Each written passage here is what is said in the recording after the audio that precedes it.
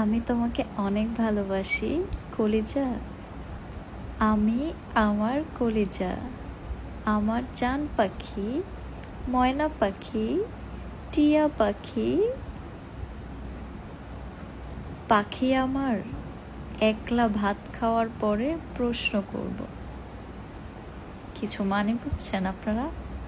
আমি তো কোনো মানেই বুঝতে পারছি না। প্রথমে বুঝতে পারলাম এতগুলা পাখি, জান পাখি, ময়না পাখি, টিয়া পাখি, বাট আমার তো একটাও নেই, মানে ডানা নেই।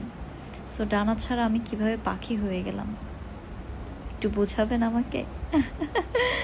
বাট পরের লাইনটা বুঝতে পারছি না, একলা ভাত খাওয়ার পরে প্রশ্ন করব।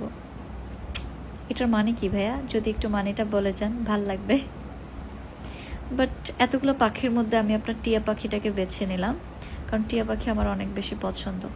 থ্যাংক ইউ সো মাচ এত সুন্দর একটা কমেন্ট করার জন্য। আল্লাহ হাফেজ।